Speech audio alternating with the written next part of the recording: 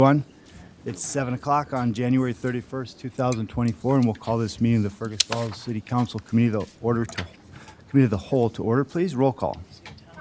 Here. Here. Here. Here. Here. Here. Make an entrance. There. All right, we have a quorum. Good morning, everyone. First item this morning is a discussion of the West Central Initiative Community Fund. We'll call on our Finance Director, Bill Sommer. Good morning, Bill. Good morning. Thank you, Your Honor, Council.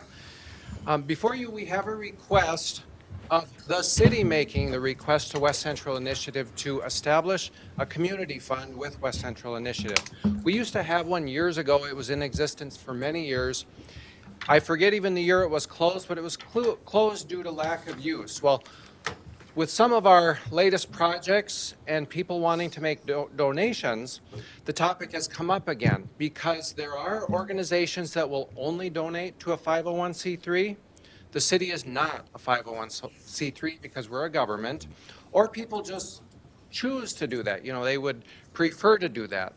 This would be a one-way street kind of fund. It's not a city fund, it's a fund of West Central Initiative for them to accept donations.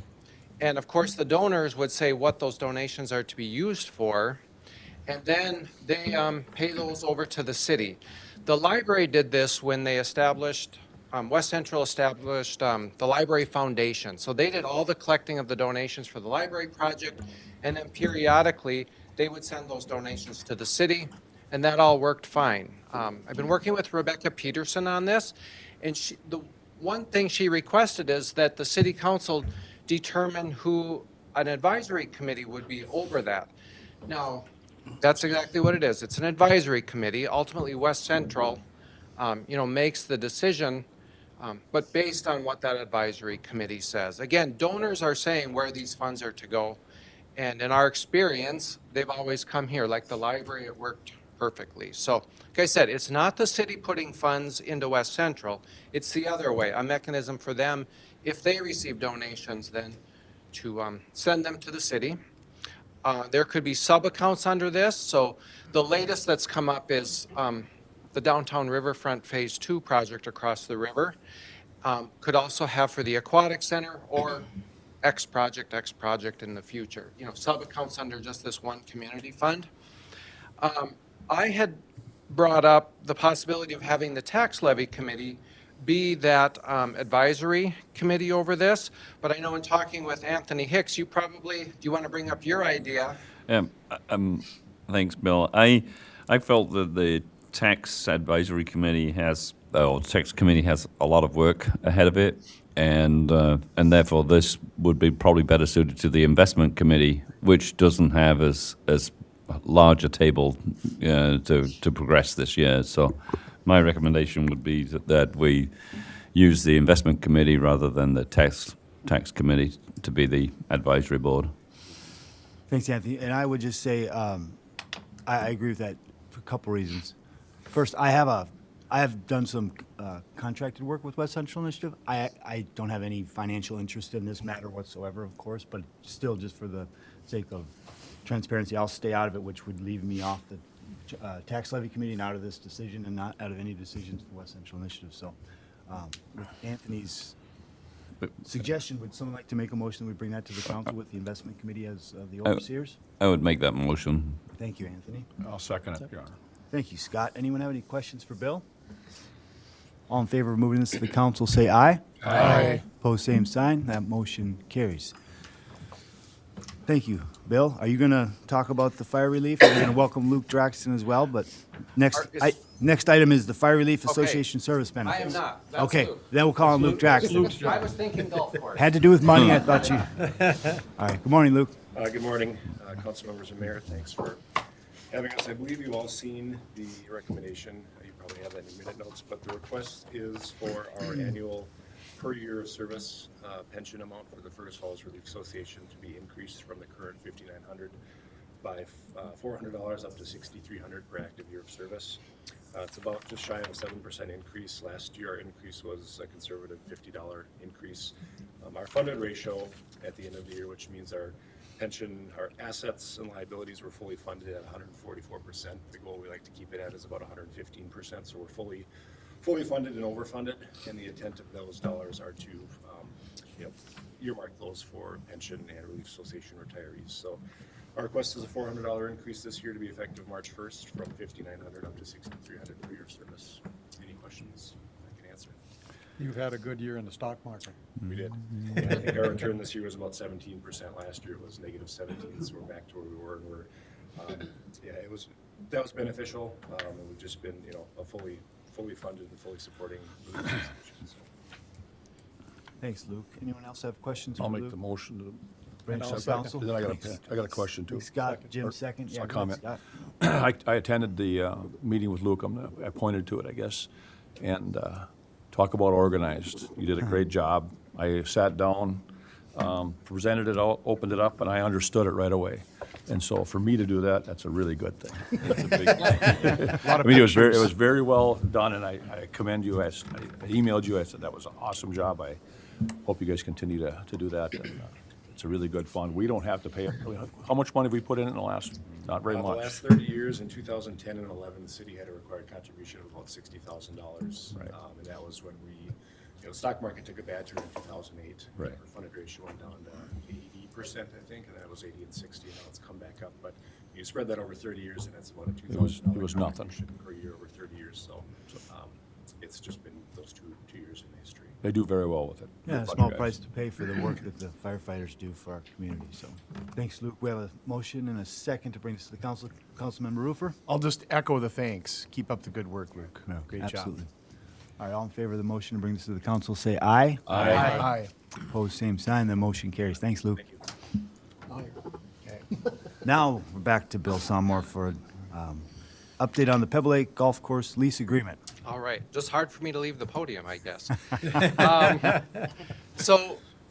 We had a working group meeting with members of the golf board. So Anthony Hicks, Scott Kwame, Andrew Bremseth, Guy Taylor, and myself got together with Dusty Christensen and Wade Jerkis and went through the contract for 2024. So what we have before you is simply an extension of the existing contract that we've had. We changed the dates to the year 2024, and you'll see I highlighted because I neglected doing a red line version, so I highlighted this section, but there was no substance of change to that. The intent has always been the golf board pays the first $5,000 of improvements out there, capital improvements, not operations, but on the capital side. And then we have money in the city's budget under Park and Rec, just about $43,000 now in 2024. We'll also carry forward some unused capital outlay from 2023 when we get that calculated. They can get approval from our Public Works Director, just like any other department budget, to use those funds, but it's under Guy's control of that because it is a city budget. Now, if there were to be something that came up over and above that, we'd have to come back to the city council because, of course, that wouldn't be in the budget. So we just cleaned up clauses 4 and 5 to try and simplify it, just stating that first $5,000 is theirs and explaining what I just did. So that's the only changes to the contract, extending it for 1 year. The golf board is in agreement with this, so we ask you today to simply extend that. And then, of course, we're coming back on Monday, is at 4 o'clock for a work session to delve more into all the other discussions. But we've been working on those as well and having very good discussions with the golf board on that as well. But today is just the lease agreement, extending it for 1 year. Thanks, Bill, and thanks to Scott and Anthony. Would someone like to make a motion that we bring this to the council to approve that? I'd like to make that. Thanks, Scott. I'll Anthony, second either of you have anything to add? Well, as Bill said, it's been a good discussion. Working with Dusty and Wade has been very good. I think the progress on our other aspects that we've talked about, that we'll be talking about now on Monday, also very good. So a real positive situation all around. Thanks, Scott. Thanks.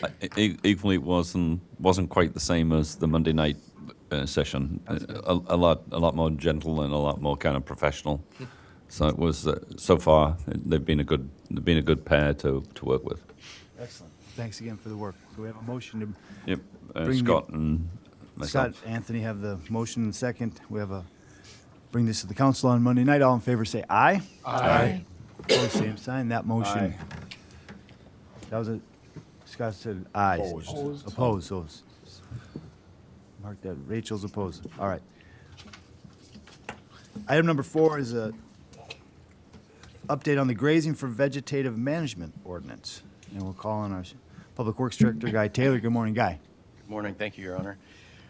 Last August, conversation commenced about having goats be used for controlling invasive species of weeds. So Karen Terry brought that conversation forward, and the council tasked staff with developing an ordinance. Lynn Olson, Claire Beck, and I, we've been working on it along with the assistance of Karen remotely. We've come up with an ordinance that's basically using other cities' ordinance and tailoring it to the city of Fergus Falls. You've seen the draft. It is still in draft form. There's some things that we need to correct, but it does, in the ordinance, require that neighbors have the ability to, they have to consent to goats being, on the property abutting them. And there would be a fencing requirement, a lot of detail in the ordinance. So if you've had a chance to look at it and have any questions, Clara, Lynn, or I can maybe help, and Karen's here too to answer any questions. Thanks, Guy. Scott? I've got a couple of questions or comments, but I'd like to put the motion on the table to pass this. Motion to move this to the council on Monday night. I'll second it. Second by Jim. Thanks, Jim. Go ahead, Scott. We've got a paper copy of it today, so on the page 3, under the section 10, it gets into the description of the signage. And being in the sign business, that's kind of one of my focus. But just in the detail of this, if we could look at revising this a little bit. It says the sign must be smaller than 1 square foot, no larger than 2 square feet. And I don't know how you do that. So to be smaller than 1 square foot, but not larger than 2 square feet, it's a pretty small sign. A typical real estate sign, like you see in front of somebody's house, or a campaign sign, is 3 square feet. And that would seem like the logical size for this particular sign. I don't think it would be any difficult thing to revise this to be, sign Clara's must be got- smaller than 3 square feet. Claire's got a good answer for that. I had a different version of the draft that now I'm realizing I maybe forgot to send to Lynn, but I had taken that out and just replaced it with, will follow the sign guidelines from City Code 154.8. I think it starts at Oh, 8. that code. That code. The sign code. Thought you were the sign guy. For whatever zoning district it's in, so it would match, they would just have to match, like if they're in a Or temporary residential signage. zone, yeah, they would have to match with that, so, That probably would be a better way to approach it than to spell it out like this. yeah, I think so too. Thanks, Scott. Other questions? I have one. Yeah, please. I see, Clara, we have section 9C X'd out in my paper here. Could you explain that to us about Yeah. the fence? Is it covered someplace else in the papers, I'm assuming, but I didn't see it? Yeah, so I was trying to be realistic about how we're gonna actually manage this, and I think the section that you're referring to is where it says, it's gonna be the fence will be 30 inches and 36 inches above the ground. We're not probably going to send Guy out to go measure, and I know I'm not gonna go out and measure the fences. So we're gonna remove that, and then the rest of that section refers to warning signs. We already addressed the warning signs in B above that, so energized fencing must be clearly identified with warning signs no more than 10 feet apart. So we don't need to say that twice. So what we're saying is just, we're still gonna have a fence, it's just we're not gonna have these Yep. tape measure Yep. effects. And then D, after it, the fence including the wires shall not exceed the height limitations in City Code Section 154.086. So we're essentially saying they're gonna follow the fence rules. That was it, thank you. All right. Any other questions? We have a motion to move this to the council on Monday night. All in favor of that motion, say aye. Aye. Opposed? Aye. Same sign. Have another aye there. That motion carries. Next item for discussion is the final plat for Timber Cove Edition. We'll call on our Community Development Manager, Clara Beck. Michael from the HRA is also here with us this morning. Any questions? Good morning, Michael. Good morning, council members. So I'm putting this in front of you this morning just to kind of give you some update on the project itself and where we are in the process of it. The Planning Commission heard this final plat at their meeting last week, I think it was, and it's a continuation of a plat that started in 2021. The preliminary plat was approved. Since that preliminary plat approval, there were a couple changes to the footprint of the plat. It expanded outward to include a stormwater area and a shed that, or like a shelter that has bike storage on one side and then is available for people to sit and, smoke or wait for a ride or something while they're outside. So the plat changed very little between the preliminary and the final. Planning Commission had no issues with the preliminary to final plat. They approved it and have sent it on to you. So if you have any questions about the plat itself or about the project, because I think it's a really good project, Michael or I can help answer. The subject property itself is the new HRA building, which is going to be supported housing. So housing for people who are experiencing mental health issues or are homeless, that sort of housing. Thanks, Claire. I might take this opportunity, Michael, if you don't mind, would you come up and just talk for 2 or 3 minutes about the supportive housing unit? I've had a lot of people ask me about it. I've taken a tour. I've been in there with you. I think it's a tremendous project for the community, but maybe coming firsthand from you, it might be a good thing just for the community they have questions like, what is this new housing unit that we have? Certainly. Good morning, Michael. Good morning, Mayor. Good morning, Council. Thank you for the opportunity. Garrett's Grove started construction here about 15 or 16 months ago, and we are recently complete. We've had our certificate of occupancy now for a few weeks, and we're working on moving furniture in and moving staffing in. We would expect to be onboarding tenants late in February, maybe early in March. So permanent supportive housing is a housing model, a housing first model that provides wraparound services for tenants. So there's a number of organizations involved, and this is there's a lot of services provided within the building. That's part of the reason for the design of the building being what it is. We've built 24 one-bedroom units in this 3-story building, and our entire main floor is dedicated to community space, staff offices, and service provider offices. So Lutheran Social Services will be staffing 2 case managers on site full-time, working with our tenants in the building. We're working with Lake Region Healthcare to provide some on-site nursing. We're working with Lakeland Mental Health to provide some staffing on site. And working with our community action group, Mahabiatwa, who has the coordinated entry system. That's an assessment site for folks who can talk to them about placement within housing. So we'll be pulling people off of a waiting list, off of the coordinated entry waiting list that Mahabiatwa manages, coordinating those applicants with case management right away. Once case management has worked with the applicants, they'll make an application to the Fergus Falls HRA for tenancy in Garrett's Grove. And if their background check and everything is approved, they'll become tenants in our new building. So like I said, we'll be starting that process here just within a couple of weeks with the expectation of onboarding our first tenants late in February or early in March. So, Thank you, Michael. Some questions from the council. Go ahead. Yeah, and, Tom, then Jim. I had the opportunity to tour a couple of facilities in Fargo-Moorhead with a group and learn a lot more about the process. And my impression of this type of program is that whereas folks that might have greater needs, might be a little more inclined to call law enforcement. The phrase was used that isolation breeds paranoia.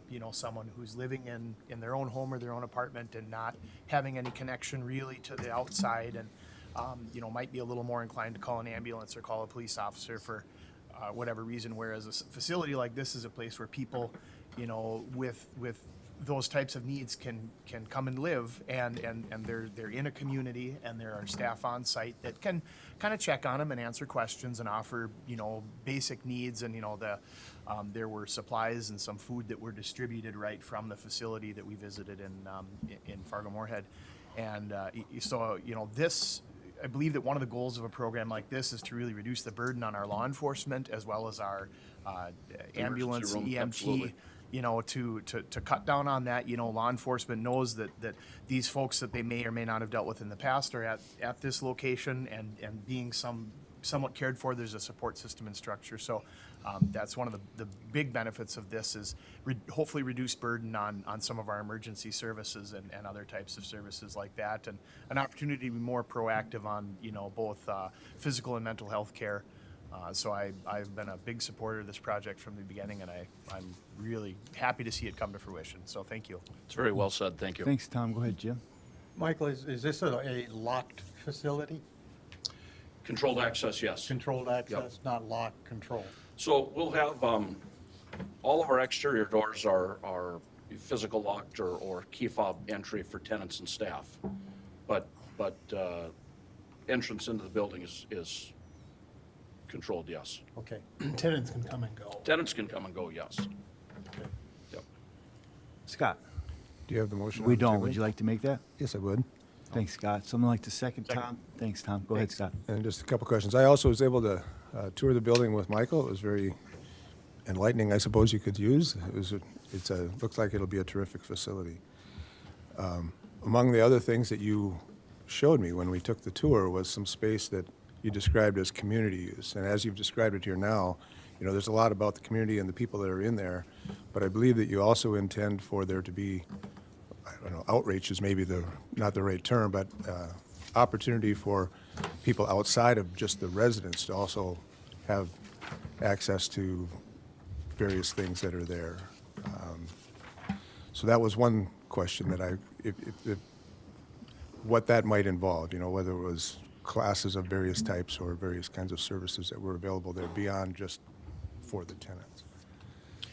So that's a developing conversation. We've got classroom space in the building, and of course, the goal for the tenants will be to have likely outside presenters coming in and working on some life skill activities. Might be personal finances, it might be cooking classes, it might be yoga classes. I think that's yet to be determined. Minnesota Housing through the financial application has been very clear that the primary goal of providing financing for the construction of a building like this is to make sure that the building is used primarily for the tenants, people receiving permanent supportive housing living in these units. So I think it's likely that we'll have some outreach and some opportunities to involve others in educational opportunities, but I need to be clear that primarily our goal is to provide these services for the tenants in the building. Yeah, go ahead, Scott. That's good. As for what it's worth, I was the one appointed to the HRA board, so this is sort of something I'm trying to catch up on and become a part of. Been to one of their board meetings so far. Yeah, looks like a pretty good group of people.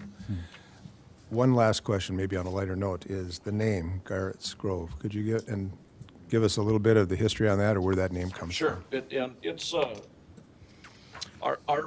HRA had a director named Jeff Gaffney who was a director at the facility at the HRA for nearly 40 years. He retired late 2018, early 2019. And I'm caught a little flat-footed here because I can't remember his mom's name. His dad's name was Fritz.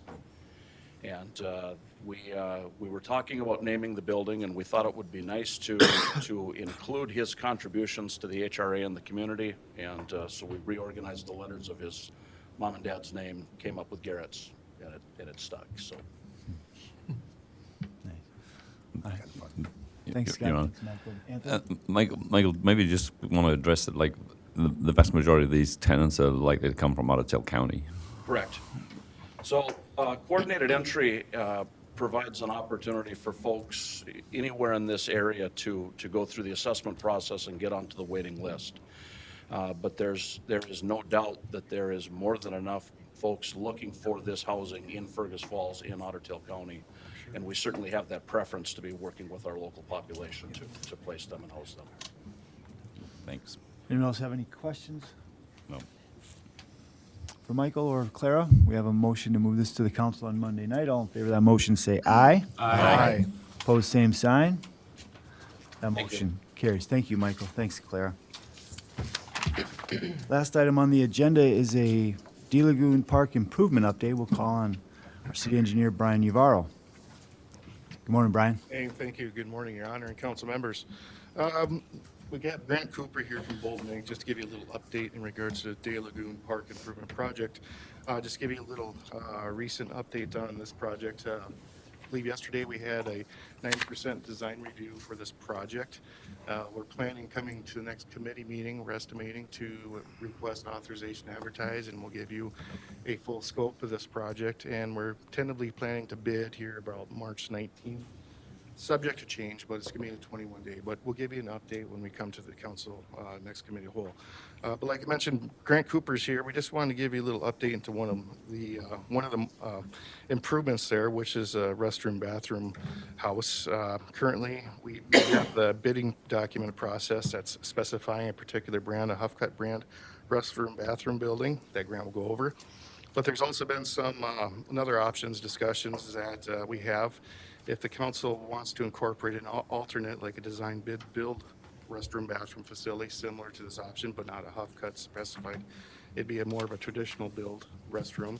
But we'd have to amend a professional services agreement that we're estimating about additional $65,000 to prepare the necessary bidding documents to move with this type of process. But like I mentioned, I'm just going to turn over to Grant, just give you a little update in regards to this facility. Thanks, Brian. Good morning, Grant. Thanks, Brian. Good morning, Mayor, Council. As Brian mentioned, I'm here to provide an update on the D Lagoon Park Improvements Project, specifically the restroom structure. We've been procuring and working on this restroom structure and really conversations since November, where we had our first meeting where the intent was to identify the desires, components, things of that nature that the city would want to see in a building. And so you can see that if you have your memo, or my memo in front of you guys. Some of the items that was desired by city staff was functional, easy to clean, low maintenance, and just a robust structure as well in an event of a storm. And so that provided us with kind of a design basis moving forward. And then also there's Minnesota administrative rules that, based on the size of the D Lagoon Park campground, determines the amount of fixtures that are required for a restroom structure. And so given those two things, what city staff input on the materials, low maintenance, things of that nature, as well as Minnesota administrative rules, gave us a design basis for the size and kind of material types that we were seeking to utilize for it. I met with several building vendors, that being builders that provide a modular built type restroom structure. Also met with architects and contractors just to really get a better picture of the different routes that the city could potentially go. So I met with 3 prospective restroom companies that are modular built, with, like I said, these desires that the city had.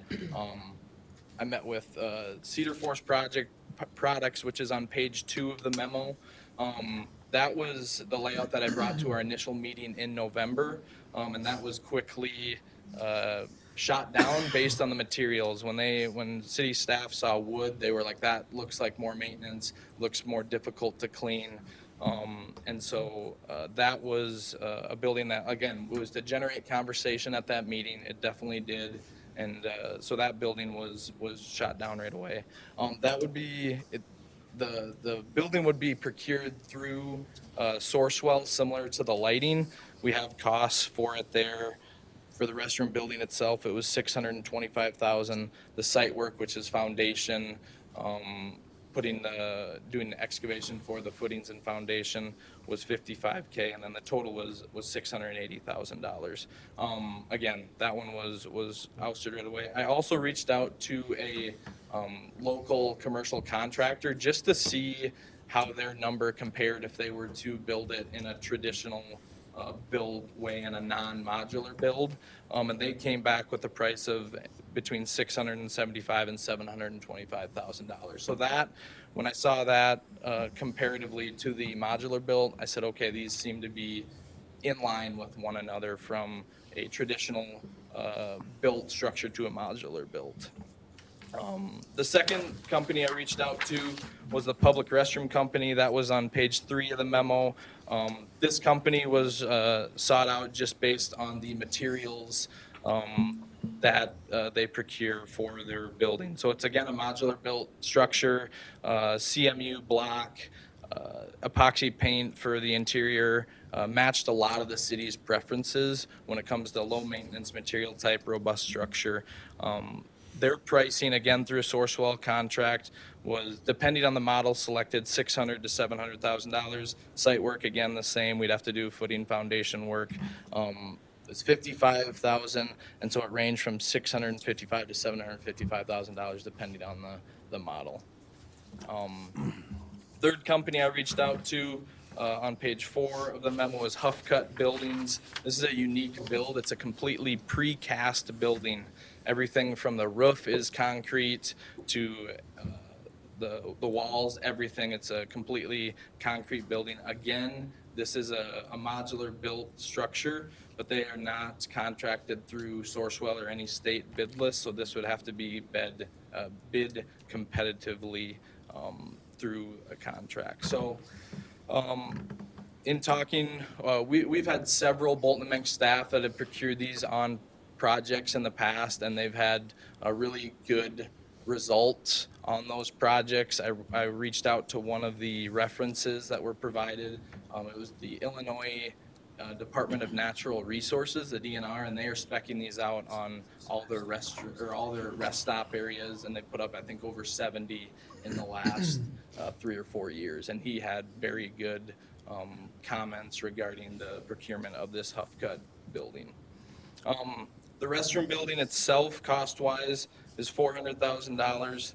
There's some additional site work, some additional electrical and plumbing that has to be done in addition to the foundation. That was around, we are estimating around $85,000.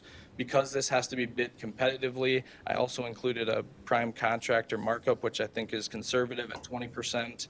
And so that brings the total to around an estimated $580,000 for the Huff Cut structure. As Brian mentioned, we also can utilize a traditional design bid build process rather than a prefabricated process. If this method selected, as Brian said, we would have to contract with an architect to provide construction documents for bidding.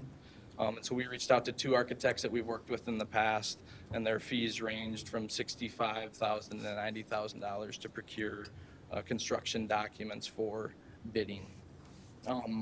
If this route is desired by the city, the building structure would have to be bid separately from the utility and campground bid, or we would have to push the bid date back for the campground because it would take, I would estimate, at least 6 weeks, maybe longer, for an architect to procure plans. We're intending to bid, as Brian said, mid-March. So that we would either have to delay the utility and campground project, or we would have to bid them separately and kind of hold bids on the campground until kind of all the numbers came back and we could determine how to best utilize the city's funds to meet the budget as well. So in conclusion, a restroom is required out at De Lagoon Park per Minnesota administrative rule. In our discussions with vendors, contractors, architects, there was consistent feedback from those entities that a modular built construction is the best way to go. It affords the city the most cost-effective solution when it comes to longevity, durability, and low maintenance. And so we recommend moving forward with the Huff Cut structure, and I think this needs to be viewed as a long-term investment. This building is going to be out there for decades and decades as a precast structure. It's built extremely robust to where the small maintenance that has to be done can allow this building to last for a significant amount of time. I'll also note too, when I talked with the architect specifically, they had noted that they felt a modular built building with a building of this size was the best route to go for the city as well. And so when I hear that from the architect, that also gave me just some clarity and confidence in moving forward with the Huff Gut building. So I'll open it up to any questions that council may have at this time. Thanks, Grant. So that's in the current, so we don't have to do anything if the council agrees with staff and your recommendation to maintain the current bidding process. Is that correct? Andrew? That either way Yeah. is fine. You could, you could pass a resolution saying that this is the way we're gonna go, but if the council doesn't say differently, this is the way we're gonna go. So we're fine if the council's on board with no action. So let's open up to questions of council to Grant or any staff. Scott? I would speak in favor of this. It sounds like you've done your homework. One of the things that you mentioned that I think probably could be highlighted is this type of robust structure being used as a storm shelter. And I think that's a very good reason to go with something that's not a stick-built deal as far as that goes. So I appreciate the city's, or the Public Works concerns on low maintenance. I think that that's something that's responsible and a good idea as well. Thanks, Scott. Anthony? One question on, do we know what was in the original bid for this building, just out of interest? I mean, or it wasn't really a bid, sorry, the it kind was- of proposals. It was 600,000 if I remember. It was over 700. Was it over 7? Okay. 7 something, I believe. So, that's good. Since everything else has gone up. All right, so is it, everyone good with where we're at currently Yep. with the process? And I'll just, I got it. I've been to every meeting. I think I missed one meeting on this with Grant, and Grant has been very good to work with. I've had some pretty hard questions for him and pretty point-blank questions, because I thought we'd have a few more questions tonight, but being as you did your homework, it worked out really good. So I think it's an expensive building, but I think the whole plan is a good plan. You know, we talked yesterday, nobody worries about how much it costs a foot for the sewer pipe or the water pipe, but they're all, we see this building, it's like, what the heck? And so, it's a good layout, it's a good campground, it's gonna be a nice campground. I just hope it comes in the budget. We can use a lot of them alternates. There's a lot of alternates in the bidding process. I have a bid, is this a bid document here in a sense, or just the plans, I guess it would be?